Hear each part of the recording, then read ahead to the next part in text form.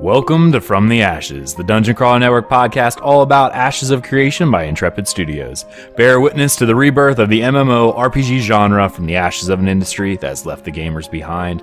I am your host, Aggelos, and I am back with another Phoenix Roundtable where I got to bring some more people in, actually some of the same people as before, because we are going to revisit an old topic that was last week, which was raiding, because we got a bunch of different responses, and obviously there's even more that we wanted to talk about, so we are going to revisit that topic. First off, we've got the community moderator over there at the official Discord and forums and all those amazing places, Belewyn. Hey, and thanks for welcoming me back. I'm really excited to revisit this topic with you guys. Excellent. Yeah, I had to bring you back because we had to fit so much within an hour, and then we had more to talk about, and we had some amazing responses from the community that we really wanted to kind of dissect a little bit. Another returning voice, the one guild leader of Syndico, there we go, that would be ChibiBree. Hey, thank you for having me on again as well. I'm excited to revisit this topic. Excellent. I kind of flux there for a second because I'm like, wait a minute, is that a co-guild leadership, guild leadership? Yes. Because I have to be careful because some of our other hosts are co-guild leaders, and I've already had that talk with them going, don't say I'm just the guild leader. They'll think I'm trying to usurp all the power. No, I'm the co-guild leader, but my job's mainly promoting and talking to the people. So. Oh, well. You're talking now. We also have a new person joining us. This is Gundel, the guild leader of Mythic, as well as one of these EQ1, EQ2 raiders that has... It was actually funny. I got a message on the official forums saying, hey, I just listened to your raiding episode and I have some thoughts. To which case I was like, what are you doing on Wednesday? How are you doing, buddy? Really good, thanks. I'm excited to be here, excited to talk about Ashes and raiding, because I love everything about the MMOs, and especially raiding. Man after my own heart right there. Before we jump into the topic once again, I got a little bit of house cleaning to do. First off, I have to give a special shout out to Mr. Dan Johnson for being a new patron over at patreon.com/Dungeon Crawler Network. We really appreciate you, as well as all of our patrons over there. You allow us to continue to do what we do, which is provide entertaining, hopefully, podcast for you to listen to on your commutes or while you're gaming or anything fun like that. Really appreciate it. Thank you so much, man. It's awesome. We also had a 5-star review on iTunes by, I'm going to do Dr. J, because I'm going to give you, it's actually DRJ, but I'm going to actually give you a title, 3141. Thank you so much for that. I left a very nice compliment on his review, and that was really awesome. So, of course, if you get the chance, head on over to Apple Podcasts, as it's called now, or if you're me and still stuck in the old vernacular, iTunes, leave us a review. It helps people know we're a real podcast, that we say real words, and about half the time it matters. It depends. I don't know. Fluxes a bit. All right, guys. Rating. This actually got sprung up again by a Reddit poster called TJ's Wish, who filled out this amazing wall of text. I'm not being sarcastic. It really was an amazing wall of text. I think I sent it to both Chibi and Belewyn like right away. I'm like, dude, check this out. This is awesome. It was a very well thought out post about some extra thoughts that they had while listening to the show. I thought it was so good, in fact, that I wanted to bring it back and have us all kind of talk about his particular post, as well as give some more thoughts. And I mean, we also have Gundel on here as well, who's going to give us some thoughts from more of a EQ1, EQ2 perspective as well. So first off, he starts off with saying, you know, in PvE content, as someone who's mainly played theme park MMOs, I completely agree that the world first will happen whether you like it or not. While I don't mind the fact that open world raids can happen, there should be a reason why it's open world and are a way to stop griefing. Getting a boss to 10% to only have 10 or more people show up to stop you would really suck. Now, Gundel, this is one I have a question for you, because I know you gave me a little bit of background. You were saying that you were on the one of the time lock servers on EverQuest 1 or 2 right now, right? Yeah, on EverQuest 2. Yeah, the Death Toll server. Okay. The actual PvP server. Okay, so you've got a PvP element here in your raids. What do you think about that? Do these games have a lot of instances? Is there a lot of PvP that happens around raiding, especially when it comes to world first or server firsting in this case? Yeah, and unfortunately, he kind of nailed it on the head there with the issues, especially with EverQuest 2. When we were downing the raid bosses, anytime that we would be attacking a raid, we'd have the other faction show up within minutes, full raid, come wipe us. We'd fight them, and it turned into a PvP scenario for like 4 or 5 hours, and it would become, everybody had to log out, go to work, come back in, and it was the same scenario over and over again. So it was really, really hard to pull these bosses, but it made it so satisfying when you got up at 2 a.m. because I was on the server first for the raid guild, and we were pulling at 2 a.m. on some of these raid bosses and downing it before people could log on. But we still had people logging on at 2 a.m. to come stop us in 24, 36, 54 people trying to wipe the raid. So I know this was something that was very prevalent in some of the older games, like when World of Warcraft first came out in vanilla. The idea of, now they had a lot of open world bosses as well as a few instances that on the PvP servers, a lot of PvP would happen right in front of instance entrances to prevent people from going in, or getting people who had wiped and had to run back in, as well as open world bosses people would sit out for. I guess in my eyes, like, is that really a problem? Belewyn, what do you think? Is that kind of PvP a problem? Personally, I enjoy it, as they've talked about in the previous stream. But I can understand from somebody's perspective where they want to focus just on the PvE element. It's going to force them into PvP that they may not be comfortable or prepared for. So yeah, I think for the PvE predominant community, it is going to be a problem. And I think that in Ashes, you're probably going to see something very similar to this take place because, as we know, Intrepid has said that they're going to have open world raids. Mm-hmm. So I'm curious to see how that's going to play out. But I know that if you have something like a world boss like that, and it's going to be just what you guys have already stated, 2 parties versus each other, fighting each other for the right to take down the boss, or one fighting the boss and the other party as they're trying to take it down just to be successful. So I don't know how you avoid that element. It's going to be there. Right. And I'm going to rapid fire through some of this because we've already looked at this. If we just hit everything, we would probably be here forever. So we're going to just keep going down. Now, Chibi, this one's fun, and Belewyn as well. You brought up these open world. How do you plan when there's only one boss per week? One of the big issues with vanilla Burning Crusade WoW was like Kazakh only spawned every 5 to 7 days after he was killed. If my guild plans to kill him tonight, what's stopping guild whatever from killing him 2 hours prior, and then we don't get to play that night?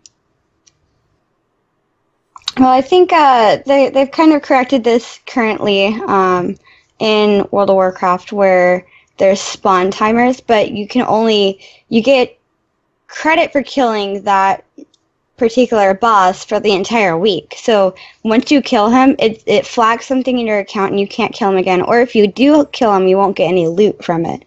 And I think this has offered a pretty good alternative direction for the weekly boss without necessarily ruining everybody else's fun. But at the same time, we're potentially looking at like smaller areas on a map where there isn't really a quick method of getting there, and you've got your nodes that you're building up and you've got this area that you can access. But if it's like a weekly thing, perhaps it'll happen over here in this bigger node this week, and next week it'll happen over here in that bigger node area, and it just kind of spawns around the map. Mm-hmm. I don't know. Maybe there's one boss each week, but in a different section during different days of the week. Right. Well, see, and when you're talking about modern WoW, they respawn him every couple minutes. They do. Old times, it would spawn and then would kick off a timer where it was weeks. And this actually goes into even older games. I think EQ1 had that same thing, if I'm right. Yeah. Gundel? Yeah, they did. I mean, I personally don't mind on having a 5 to 7 day timer, and the reason I like it is because when I think of raiding, and I think of getting that gear, it's so much more satisfying knowing that less people have it. And if you cater to allowing people to keep pulling it and allowing people to keep downing the boss and maybe not necessarily getting the loot like how other MMOs have kind of decided to do it, there's still that influx of gold because anybody can down that boss. If you're the only ones to be able to down that boss for like that week, you have a strict advantage that week, right?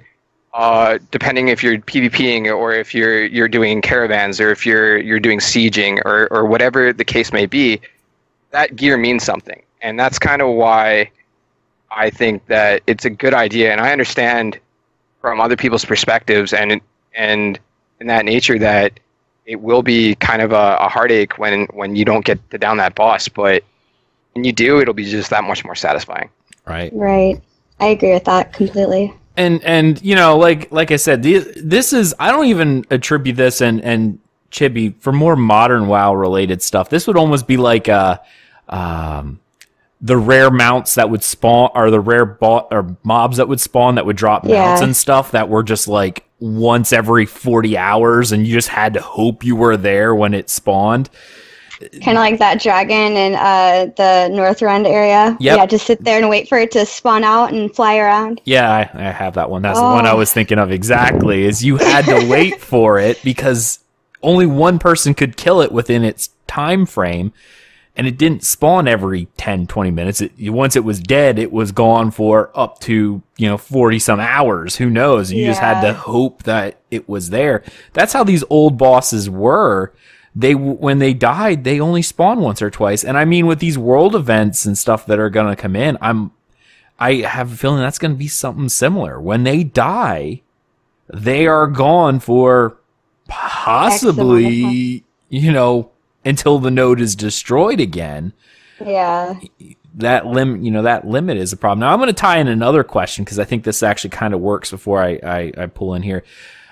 The other issue with world bosses, and I don't really know of much as solution to this. What's stopping anyone from zerging one of these bosses? 100 people versus a 40-man boss is not fun. Neither is a world boss just one-shotting people. How do you even it out to make open world events and bosses fun? This is a problem, and I know one of the games I've been playing, Guild Wars 2, world bosses are not challenging. I wouldn't even say they're fun. The first time, sure. The rest of the time, it's a loot pinata. You do it for the loot because it's almost guaranteed you're going to get it. I mean, I've actually heard of a company who was trying this. I don't know how far they got. But it was an anti-zerg mechanic where the boss would scale up to a certain number of people. If any more people showed up, the boss would despawn or run away to prevent it from being killed. Would that be an adequate way of actually fighting a zerg or stopping a zerg? No? I think so. Belewyn, what about you? You don't? Why not? I just don't. I think that's a level of frustration. Also, as you start to progress in the server, there's going to be the skill and the gear differences of players. Let's say everybody's level 55. You're going out to do this. Yeah, you're going to probably need 80 people versus later in the game, you're only going to need 40 to get it done. So it's a gateway mechanic more than it is just to isolate a boss so that it can't be zerged. I have never seen any game do a zerg mechanic effectively, not even remotely close to it. Take, for example, BDO, when you're going to kill Zarka. It's multiple raids, and it's a DPS race to who actually gets the loot, whoever does the most DPS. So, I don't think that there is the mechanic that you can really employ here that's going to please the masses. I don't see how you could. I'm not even caring about pleasing the masses. I'm talking about making it fun. Because a lot of the fun from bosses is actual mechanics, but when you bring so many people, they can cheese mechanics. I don't know how you can actually effectively make an open world have phases or do multiple things without people just ignoring them. Gundel. I mean, you can. Oh, go ahead. I actually agree with Belewyn for a lot of that, but I mean our guild, Darkhand, on the TLE. We definitely figured out ways to cheese mechanics to benefit us. I mean, one would be a ranger shot, which was like a miracle arrow. You could pull it from any direction. We pulled it below from where it was, where people were camping above. They had to run through the entire zone, get to us, and by the time we downed the boss, it's like we're talking like a 4 to 10 minute fight, and there were mechanics involved. You know, it wasn't just a tank and spank, but those mechanics and I think the ingenuity of that is kind of part of the aspect of the game. But as in for fighting the Zerg, I think the only relative way to keep it kind of fair would be, instead of having your normal, I guess graveyards would be the example, that you usually have whenever you would die, there should be almost ones for where the raid is in the position. Because as long as we have the fast travel not be a thing in Ashes, the distance from the raid boss is kind of going to be the overall factor. So if people can't keep zerging the raid boss, and there's a giant distance that people would have to cross to get back to it, that would stop the mechanics of zerging. I mean, the one thing I could think of with zerging is not allowing reses for open world bosses. So if you died, that was it. You know what I mean? Like, because I'm not even referring... PvP will settle itself out, but if you brought 300 people from your own guild, for instance, no one's going to PvP the other person. So right, and there was that. You always had your PvP force, basically your enforcers blocking other people from getting to you as well, right? There are those mechanics, and if you have any EQ and EQ2 fans out there, I'm sure they're aware of that kind of mechanic that was brought there. But I think there won't be any one system to please anybody. But if you at least cater to the ability of pushing people away, and if somebody dies, and creating that distance, then at least there's that mechanic in place, so that person won't make it back to the raid and be that influential. So it's like if a healer dies, right, and it's a top priority healer, he dies and he has to run all the way back. By the time he gets back, the raid could be wiped, or something of that nature. It gives the PvPers an aspect to engage in PvP when you're doing it, but it also allows, a meaningful death, right? Like when we talk about consequences in Ashes, that's a consequence, and when you fail at staying alive or whatever, it's a consequence. But I think not allowing people to res, that takes away from the healers' abilities, right? Because some of like the best moments in some of like the close raids that we had in EverQuest, our main tank goes down and our healer gets a really clutch res off and brings back the main tank, and we able to battle it down. And those are some of the best moments that I can remember from those raids. Right. So like I have to ask Belewyn then, said, with Arcades, if you died and you ran back into the area, even if the distance is so great, there's going to be ways to close the distance. But with Arcades, there was an actual timer that you were debuffed after resing, whether that was from the healer or it was from, respawning at the respawn zone. Your character was significantly debuffed in their stats, and Arcade went so far as to where if you were within the range of, let's call it fear, of that boss, you couldn't attack or execute any skills. See, I like that mechanic, like that if you res someone, they have that fear of the boss and can't use skills.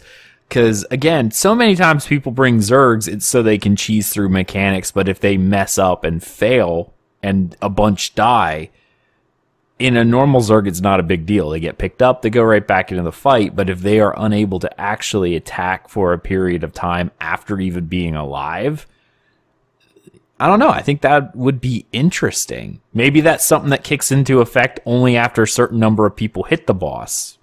Well, I mean, it was 5 minutes with Arcade. If you died, you couldn't enter in for a fight, but what would happen is you would bring so many people that those people would then become your perimeter PvP's people, preventing other folks from coming in.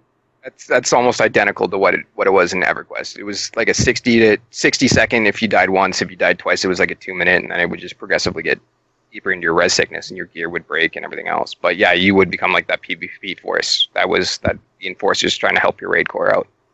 That would be an interesting dynamic overall, though. I like that only because that does bring both elements into play. That now that you've died, you can't hit the boss anymore.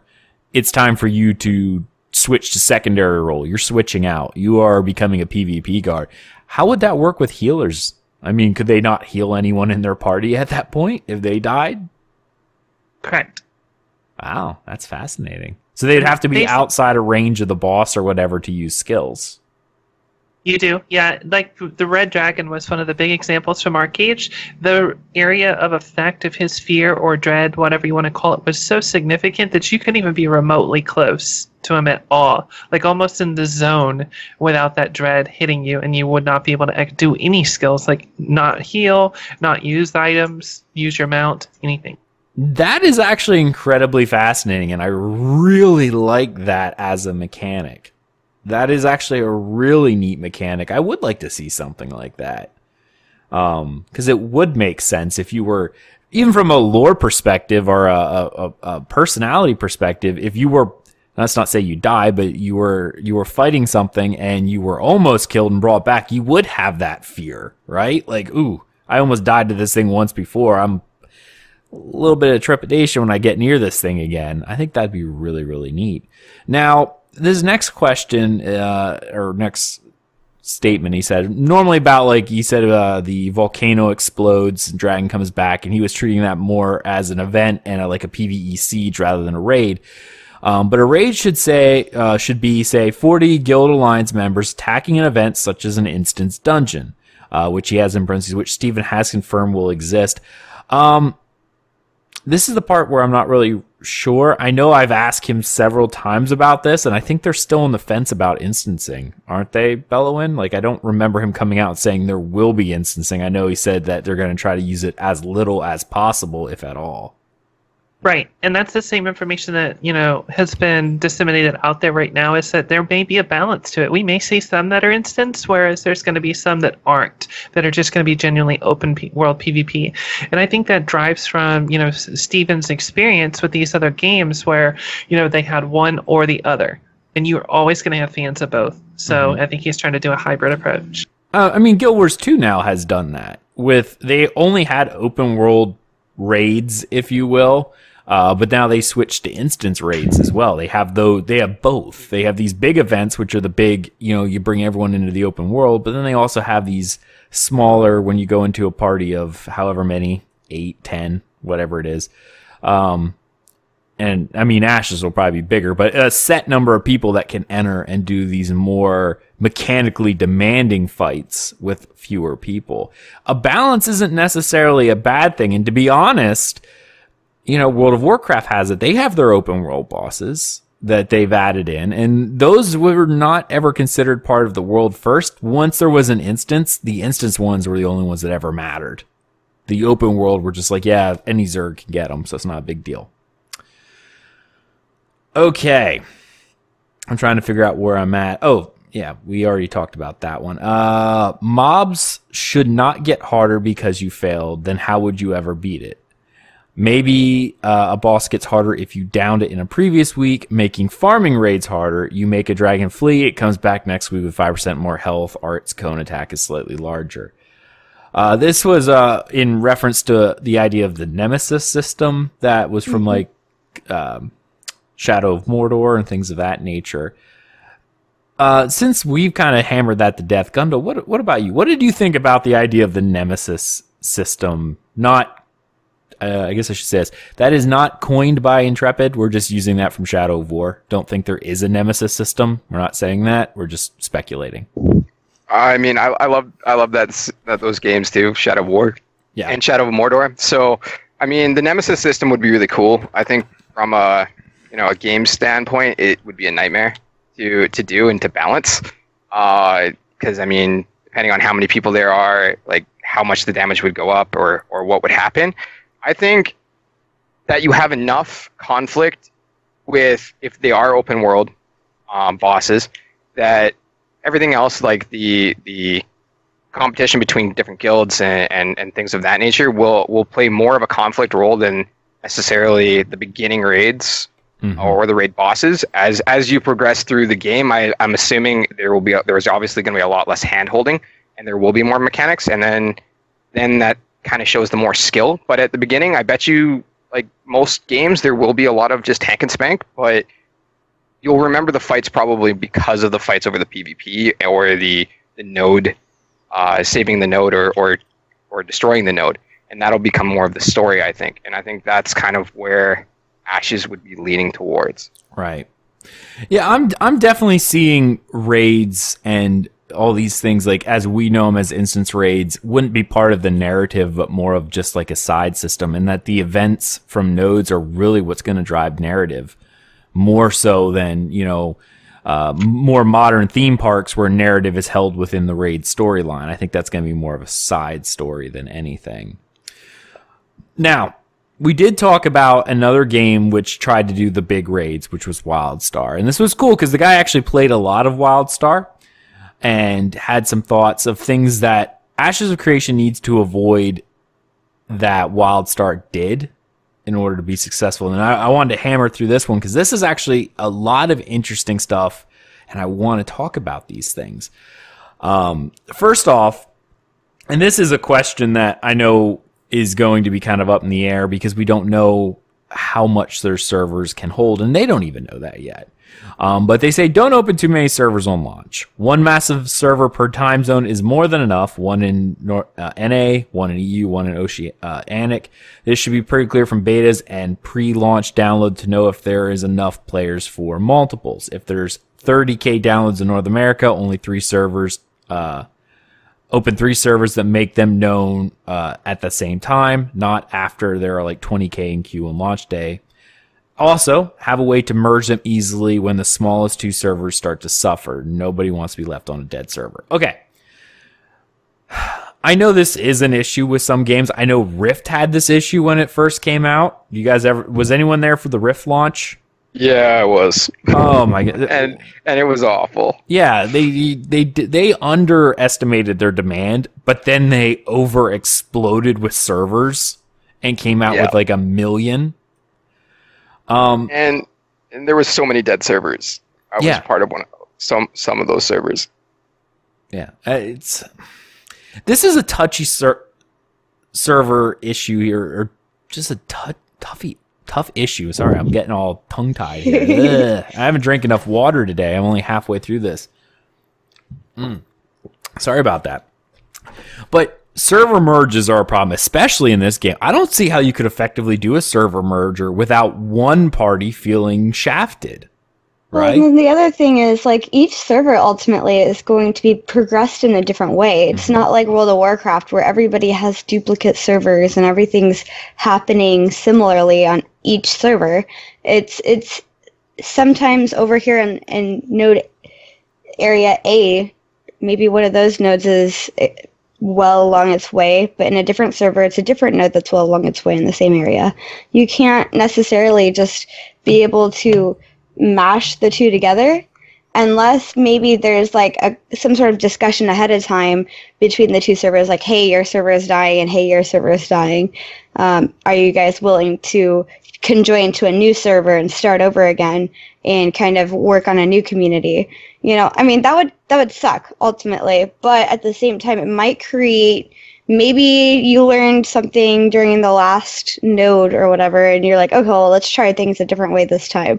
But because you have to wait for the one node to collapse before building another one, maybe that might offer a fresh start. Who knows? I'm just trying to put out some points of view there. But as far as Intrepid is concerned, I know with World of Warcraft, they are able to merge, connect servers. So if you're on server A, you can message and trade with server B, but nobody else.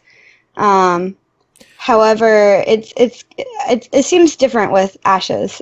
I don't think there'd be any way of doing that since there's no auction house to share. Worlds are different based on like population or how nodes are grown up. So you wouldn't be able to share a zone because in one zone it could be an empty field, in another it could be a thriving city. Exactly. Know? Right. And that's actually what could see one. Oh, really? I the way that I could see it happening is they could have something written into the narrative that, you know, your servers aren't progressing due to your nodes aren't increasing, so they could have like some said force basically rewiping your node down to 0, and you guys aren't able to stop it, and therefore merging multiple servers that have that issue. And then you basically start from zero again, zero node, and you kind of reform into this one new community where you would start again. There's a major drawback there. Yeah. You're going to impact the freehold system. Mm-hmm. And That's you want to fair, talk yeah. about getting your player base in a tizzy, start destroying their houses, or force them onto an area where real estate is at a premium and they can't replace what they have currently. Not to mention... Sorry, go ahead. Oh, I was just going to wrap up and say you will get more people on the fence about it. I think the strategy here that is best employed is an adequate polling system to determine your launch numbers, and don't overestimate, because far too often we see games that say, oh, well, I don't want to see queues. Well, I would rather have queues than in a month have no server. Right. Mm-hmm. I'm actually not a fond of ever closing servers. Only because, I get it. No one wants to play on a dead server. But other games, Dark Age of Camelot, for instance, this was PvP. They offered incentives for underpopulated realms and underpopulated servers. Mm-hmm. I'm thinking, maybe that is an option. Like, I would hate to see servers die, especially because if someone has a built-up community, but maybe offer... bonuses to people who are moving on to that server.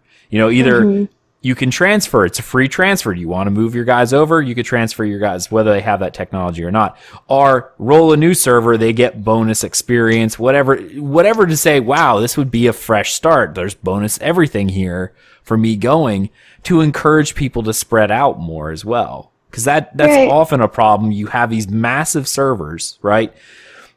Even if there's enough servers for people, and if everyone balanced out, everyone have a healthy population, no one wants to be on a medium population server. They're all going to go at the one that says hi or whatever. So what you have is this huge influx of players on one server, and they will sit there and wait, going, trying to transfer or create a character. They'll wait for that perfect time when you can actually do it in order to get to that server, and no one wants to move to any others. And I guess it kind of depends.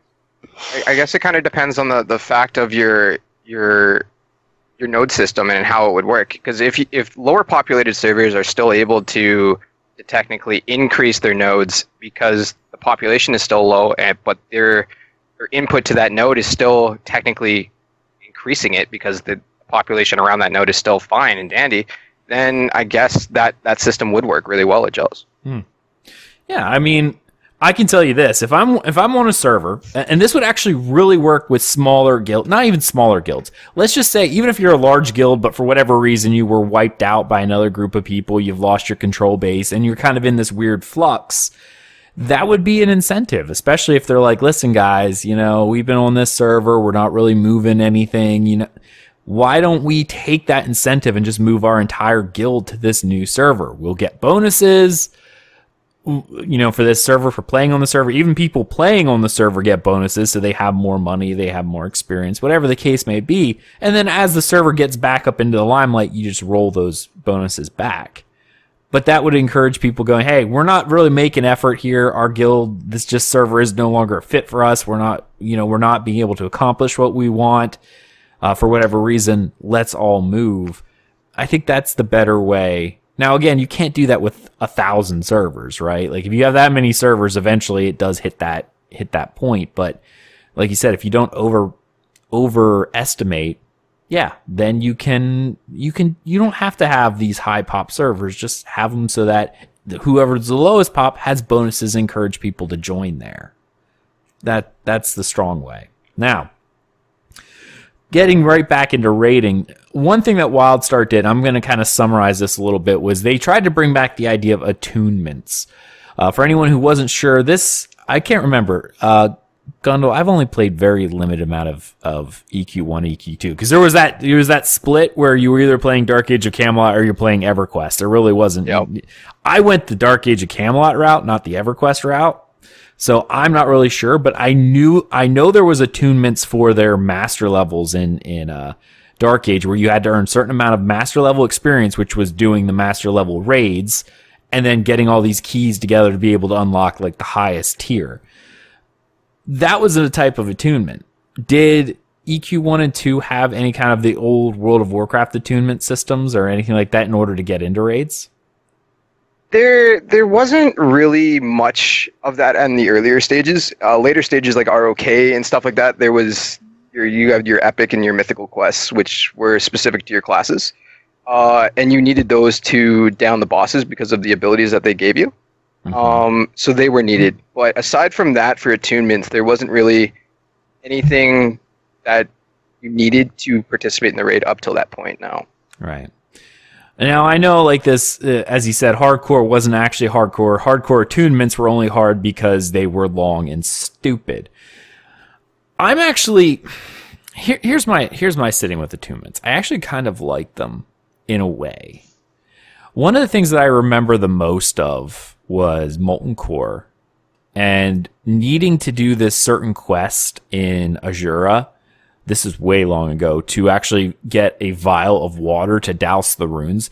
You could go into Molten Core to take down bosses, but you actually couldn't take out Ragnaros unless you had guild members going out and doing this quest and getting these vials of water to douse the, when the boss died, there was a glowing rune on the ground of fire and you had to dump the water on it to get it out. It was a type of attunement because it required a little bit of prep work before going into the raid. Not everyone had to do it. You just had to have enough vials that people were doing in order to actually get in. I thought that was interesting and kind of immersive. What are you guys' thoughts? Are attunements immersive, or are they just kind of a pain when it comes to raiding? I really like them because it brings a level of importance back to skills. And whatever for example, if I'm a alchemist and I can create a special potion from my alchemy skills, then that might be able to trigger an event kind of like what you were talking about with Molten Core. And what that does is that kind of makes the skills, or the professions rather, more relevant to the content, and rather than just making things as a way of making money and selling to other people so they could also get mats of some sort. But I don't know, I enjoy that kind of thing because going back, I say this a lot, but I used to DM Pathfinder, and that's one of the things that I encouraged my members that were playing to do. Find useful things that you can do with your profession to help your party out. Whether you could craft some sort of torch and be able to see in the dark area, make it easier for you to be able to see an oncoming monster or anything. And I feel like it kind of adds that level of actual connection with the content rather than I'm just going through a raid dungeon. Mm-hmm. Okay. Belewyn, what about you? Well, the one game that really did this and did it extremely well was Lord of the Rings Online. Mm-hmm. They did it from 2 points. First, they took into account a gloom or a radiant system to where it gateways you from getting into certain dungeons. So you had to have, a specific set of gear that allowed you to overcome the gloom. Otherwise, it was hindering your stats. The crafters, in turn, could then craft an Edelhorn token, which would give them radiance as well to help offset the gloom for those who didn't have the gear, but they were timed. They were only a certain means. Well, to add upon that, what they did is, let's say we're going up into the tower. We're going to go kill Saruman, our community moderator, not Sauron. And what they did is they added mechanics to it. So by either enacting or avoiding enacting certain mechanics, you would unlock different tiers or, attunement levels of that raid that would make it exponentially more difficult to complete, but also, it enhanced the loot. It enhanced the titles that you would get. You would get world first from this. So I think that kind of a system can be done really well. But well, what we were talking about earlier, I don't really understand the whole attunement, having never played those games, but this is the only reference I can draw from it. Okay. I heard a lot of typing too, so if someone was typing, if you mute up, it'd be great. All right. Let's see. Now, attunements are kind of something that people either love or hate, but I feel like the idea of attunements were put in as almost like a stopgap for people to put in time, because time is something that is important in MMOs. And the idea is that, without them, you could jump in, but people tend to lose content faster that way. I go back and forth. I guess, even with my limited time now, would I have enough time to do attunements? It would probably take me a lot longer. I wouldn't be jumping into it day one, but I don't know. The other question he had was, do we really need 10 plus bosses in a raid? And I'll have a link to this comment because it was really good, so you can read the whole thing, because I'm summarizing this a lot because we have to get through it for the show. I am actually in the camp where I would rather them take a long time and do a lot of bosses than short ones, just like one or two or whatever. I don't know what it is, but it's that whole idea of the immersive, like when you're sieging a castle or whatever, when you're doing a raid on a castle, you wouldn't think there's just one guy. There's multiple objectives to take.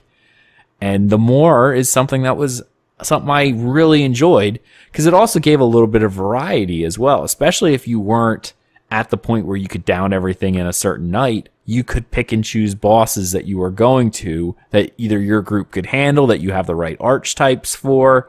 Especially with this game, with how they're doing their archetype system, maybe certain bosses require what you don't have. And it's easy to skip them and do something else and work your way around. What are your guys' thoughts? I mean, I can think of actually a really good one here from an EQ2 perspective. In an expansion called the ROK, there was Vishan's Peak. It was a massive dungeon, and there was, I think, up to 9 or 10 raid bosses. And each raid boss had different mechanics, but I can remember one being where only range damage you could hit it, because there was a lava pit, and anybody that crossed it obviously would die. So it was all basically a DPS check for range DPS. I'm not opposed to having something of that nature, but I agree with you, having less raid bosses makes more of a meaningful fight, because you can get that extra dialogue, that extra lore, and you kind of understand why you're there. I think when you have multiple bosses, it takes away from the entire story. I think that when you have multiple bosses, people become less engaged, and they kind of lose the reason of why they're actually there, aside from just getting that extra piece of gear. Okay. Belewyn? I definitely disagree right there. I love a meaningful, long raid. If I'm on a Friday night and I've got the people together, we want to hit a raid, I want to be in there for 4 to 5 hours. Lord of the Rings was a prime example for that. Heligrod, we had like 11 bosses. Each one was integral to the storyline of the quest, and you had tons of mobs in between them. Now, I've seen games do this and do it extremely poorly, like Arcade. Everybody will tell you that's ever played it. Serpentis was a joke. You literally went one boss, one boss, one boss, one boss, and it was boring, and there was nothing meaningful to it. The key here is to make the dungeon itself something you enjoy doing. It's challenging. Even the mobs are challenging. And man, come on, let's make it more complex than simply a tank and spank. Right. Okay. And Chibi? I'm also in the same category as Belle, because first off, as a college student, I don't have a lot of time on my hands. But when I do have time, it's usually on one day. And I don't exactly have the ability to, pop in real quick and play a little bit and then pop back out. So if I'm going to dedicate time to go to a raid, I want it to be worth me waiting all week to get in and work on for like a good solid couple hours, because at that point, we were talking about this earlier, investing time. You're investing time into the game that you otherwise could be playing any other game. And it kind of makes it more meaningful than just, throwing money out and getting better gear. I'd rather sit in a raid and gain some insight to the lore of the culture, as well as feeling like, man, I was defeating this boss and I thought it was hard, but then this other boss was like way harder. I had no clue what to expect, but it was so much fun. And, it just makes it a different kind of gratification. It's not an instant gratification like a lot of the games have these days, but having those longer dungeons allows more of a deeper feeling of gratification. Like, I completed something that takes a long time to do. Granted, you do have those people that aren't able to spend that kind of time on it, and perhaps maybe a mix between the two would be the best option. If you're having one of those days where you're only on for maybe a half hour, you could have a smaller dungeon that only has 1 or 2 bosses as like a side lore piece. But for the people that want to spend that hour, that time, I should say, you should have the bigger raids available to them. Mm-hmm. Right. Now, this last section, I have 1 or 2 more things, and then we're going to end up this rating section here. Now, he actually brought up one other thing that I thought was really cool in the last section. We're going to skip down on this. Again, if you want to read his entire comments, I encourage it. I had to edit these, obviously, to make it fit the show time, as well as, make it fit for discussion. Mm-hmm. What do you guys feel about raid difficulties? And I'm going to quote him here. Don't have 3 different difficulties for a raid. It's a raid. It's hard. Deal with it. As hard mode quest on top of a dungeon, Wrath Onward kills it. I don't want to kill a boss 5 times to get gear and then try to kill the boss in a slightly different way to get different and more loot. Make more content rather than recycling. We don't mind waiting if it means it'll be a better game. I actually love this statement. Mm-hmm. The thing that killed Warcraft for me was when they started at not just LFR, but when they started doing like the 9,000 difficulties. That spawns from the idea that people say, I deserve to see content. You don't. Like, I remember raids being out there, like, I never saw Black Temple in BC when it was relevant because I wasn't geared. I didn't have the right group of people to actually get in. It was just not something I had. In Dark Age of Camelot, I never saw the Phoenix in Master Level 10. I didn't have the gear. I didn't have the Master Level experience. There were just things I did not have because I either didn't have the time, I wasn't a skilled enough player, I didn't know what I was doing, especially in those earlier days. That is something that when you have multiple difficulties, it does take that little bit of something special out of the raid. I know with the super hard modes, it's really awesome and whatnot, but it's getting that drive to go in there and kill the same boss. I've already done it on LFR this week. I've done it on normal. Now let's do it on hard and then mythic. You'll lose a little bit of that drive when the main reason for taking down these stories, or taking down these raids was for the stories that are involved. You did it on the easier difficulty. If the gear stick isn't something that really calls to you, it loses something. What are your guys' thoughts? Anyone? You're also polite. Like, you all just wait around. No, it's fine. I'm going to counter-argue with you there, so I'll start. I'm a huge fan of the difficulty system because when you look at games that pump out content like World of Warcraft, you get to the point where there's no way that those dungeons are ever going to be meaningful long term, versus Lord of the Rings, where they were able to evolve the dungeons. The dungeons all meant something. What you achieved from doing them, at your time was purposeful. At any point in time, you didn't have to have an attunement to say, okay, I'm doing it at normal difficulty. Now I'm going to do it at, let's say, tier 2 difficulty, which is, 3 steps up or whatever. You could do it. Doesn't mean you're going to succeed, but it was your choice how you wanted to do it. I like that. I think that keeps the dungeons viable longer, particularly as the loot that you get from completing it goes up. Okay. Chibi. So, I'm kind of like in the middle. I like the different levels of difficulty.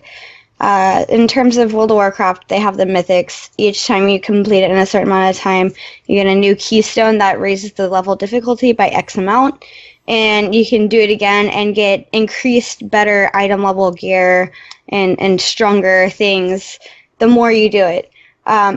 That, however, with a raid probably wouldn't work, but I think as people, and the other thing we have to think of here is the dungeon something that you can constantly access, or is it one of those things that are locked behind node levels, And once the node reaches that level, are you able to access it multiple times while it's in that level, or is it like a once in a while kind of thing? And I think, initially it might be better to have it at a basic level difficulty, because maybe later when you, I don't know, raise that node level up again, now the boss remembers that last time you came in and beat his butt, and now he's angry and ready to go again, and he's a lot harder this time because the node level is also harder. So maybe if it's scaled with the node level, that might be something that would be interesting. Okay. Gundel, what about you? I'm actually against having different levels of the boss, rather it be like Mythic Plus or whatever. I think that it should stay at the one difficulty, and it should be really hard. I think that when you do that dungeon or that raid, as it were, and you down that boss, you're so much more satisfied dealing with it. And then when you talk to other people that are playing the game, that there's not that separation of, oh well, I did it on Mythic or I did it on normal. So you all have that kind of that equal standing. When it comes to dungeons being fresh and things like that, I think that it would be cool, and this is speculation, but if it was kind of like Rift on how you've done the dungeon so many times and that you've now moved the skeletons out of that area, something new, something fresh comes in, and that changes the dynamic of that dungeon. So then it would stay fresh depending on the node being developed or being downgraded. That could keep the game kind of fresh and enjoyable. But keeping bosses hard, keeping them on the same kind of even playing field of just one difficulty, I think gives more people the same kind of, I guess, story and able to talk to their friends about, and just allows people to enjoy it on a whole. All right, guys, for the final bit of this, which I think is something similar, or something this would be fun, he went into things that he's hoping for Ashes of Creation, and we're going to still tie this into rating. So what are some of the things that you hope that Ashes of Creation brings forward for the rating part? Now, I'll go first. I actually have 3, to be honest. I know. I mean, I'm a little... You only need to do 1, but I'm doing ambitious. 3. I'm ambitious. First off, I want to see meaningful loot from bosses, but tie it to the crafting system, right? Make it so that these items are actually a form of currency, because items are going to break. Like, that's just one thing that's going to happen. They're going to break. They're going to fall apart. They're going to get stolen. They're going to get lost, whatever the case may be. There shouldn't be a level of, oh, this is mine, I'm never going to lose it. But I really want to see when bosses die, I don't want to see like a raid sword or something drop. I would rather see, oh, that garden or that dragon was guarding a node of ore that could be mined by a crafter in order to make a raid level item. Having it tied in, because that was something that in more modern MMOs, crafting tend to get the shaft. Because you could craft up to a certain point, but then eventually it was just raid gear and that was all that you really needed. I would like to see a mixture of the two. Even if you get a sword drop from like a god king or something like that, make it so that it's like an old rusted relic that you actually have to reforge it from a crafter before it's actually usable. That I think would be really, really fascinating. 2, for more of an open world thing, I enjoyed the bounty system from Guild Wars 2. Also in Final Fantasy XIV, they had a hunt system. It was a hunt system, I believe, or a Notorious Monster type system in Final Fantasy XI. I love that guilds can do. They can take out a mark on a world boss or something like that, and they would have to kill it that week in order to get a reward. I think that would be fascinating. It would actually it would generate conflict in the world, because especially if each week the bounty is to go kill, the red dragon of the mountain or whatever, everyone is going to compete it. Or to kill it. So therefore you have that competition. You've created that element for open world PvP to happen. As you might also have created this element where, the guilds can work together to take out a mob. And there was one more that I had. Now I'm kind of drawing a blank on it. So why don't someone else go? I think one of the things that I'm looking forward to is related to what you just said, where if maybe the dragon you killed had a node that it was guarding. I also would like to see something like I get a piece of armor. I can't personally use it, but hey, it's cloth or it's leather, and I would like to be able to salvage the leather and then maybe use that towards creating something. Because oftentimes I'm like, well, it's cloth, but it doesn't have the properties that I want it to have, and I can't use it now. And does anybody else want it? No? Okay, I guess I'll just sell it for 30 gold. You know, it'd be much more, recycling the material would be much more useful. I mean, you see a shirt you like, maybe it doesn't fit you, you can kind of change it in real life to fit you better or change it into something else, you know. You reuse fabric in real life, why can't I use it in a game? Another thing that I was thinking of as far as raiding goes is something that also, like, you get done defeating this boss, and like a lot of times with World of Warcraft, you get gold. Like, yay, you got gold, and you're just like, oh, that's it, just gold. Like, not even a lot of gold, like maybe 100 gold, and you're like, that was like half an hour defeating that boss. That wasn't even fair, you know. So I think maybe if they had some sort of trade-off there, that would be a fair advantage, you know. Right. Belewyn. Mine's pretty easy. I want world first titles for when I go and clear the dungeons or the raids that nobody else can do. I want to be known for it. I want to be able to have a title. I want some type of appearance, something of that nature. I like your guys' idea. If I go in and I raid Aggelos' castle, and, you know, we all know he's a PvE king, so there's no real good PvP gear in there. I want to be able to find a nice sword, a nice shield. Sure, that's good. It can be given out at the time. But like you alluded to, I want to see ore in there that really drives and sparks the crafters, because if we don't motivate them to craft, or, you know, don't make dungeons a requirement to get some of these things, nobody's going to do them. They're going to fall to the wayside. They become meaningless. So those things for me are the pinnacles. Right. Plus, give me long dungeons. Long dungeons. Yes, please. I hate these 7-minute linear hallways. Oh, that was the other thing I was actually thinking about. In order to... sorry, Gundel, I'll get you here in a second, but I just thought about it. Again, when you brought up the dungeons, in order to encourage replayability, especially if they do... I'll say instance raids, we'll say that. Have it so that there are multiple raids, but what you do affects what you can actually fight. Such as, if you don't sneak by that giant stone titan and you kill him, he falls in front of the entrance to the castle and smashes the gate. You can't get in and fight those other bosses. But because he fell, it unlocked a separate wing. So, and if there's lockouts to it, you have to choose, what are we doing today? Like, are we killing the boss here? Are we sneaking by? Are we going after something specific? I'd like to see those types of evolving dungeons, if you will. Even if there's only a set number of paths, have it split multiple times. Have 12 bosses in a raid, but you can only fight 4 of them, because by doing this one, it cuts off this wing.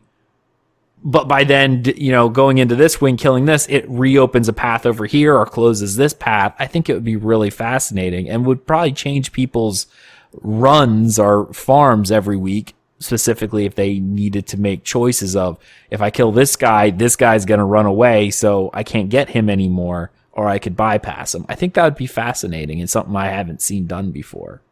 I think you're going to see that, actually, because if you remember in one of the earlier streams how they were talking about how the weather can change a dungeon, there could be areas that are frozen versus those that are in fire. Yeah, that's true. They could expand upon that dynamic to where the bosses themselves, that's very easy to do. Latro even did it to where you, depending upon which path you went, what phase of monsters you faced there, like they had one dungeon that was pretty famous for all the bugs. It was like the bugs versus the monsters, and whichever ones you helped evolved into what bosses you fought and which areas you unlocked. That sounds awesome. Yeah, I like that. I mean, that would be interesting because it would at least change up I mean, we've all probably been there, especially when a raid's on farm, if you will, of where you kind of zone out while you're doing this. But if it actually changed and you had to think about what you were doing, or I'm tired of fighting the bug bosses all the time, let's fight something else. I think that'd be really fascinating. Especially, it would be really cool is if it was random. So you didn't even have a choice. At some point, you're like, oh, please fall to the right. Please fall to the right. Oh, he fell to the left. Crap. I'm stealing that as my number 3. Evolving dungeons. I think that's neat because when you run through the same linear hallway, it's interesting. Yeah. I know Guild Wars 2 tried to expand on it when you went back into their explorable modes. You chose a path which changed bosses, but it was the same bosses when you went through the path. You just got to choose path 1, 2, 3, or 4. I think it'd be interesting if you started the same path, but your actions within the dungeon would change what you could do, you know? Gundel, what about you? I think I'd want to kind of kick it up a notch into the regards of what you guys were just talking about. I would like to see like archetype abilities, whether it be like the ranger seeing the tracks or something being involved in the raid itself, whether it be like a changing dungeon due to weather or something of that nature, but not be gimmicky in the sense that they're actually needed. They're needed at certain times or moments to actually progress through the dungeon, and that way it brings that skill from being kind of like a gimmicky kind of cartoony kind of feel to a necessity. I think would be cool. I think like it's already been said, when you server first something that I think either a title or even like an EQ when you were downing raid content first, your guild and then your name would flash across the screen so everybody on that server would know at that moment of that in that time that you downed that boss, right? And there was just a laundry list of them. I think that would be kind of cool because I can remember getting congratulated from people I didn't even know. Yeah. Right? I think that kind of allows for that competition between guilds and between people that much higher in those stakes, right?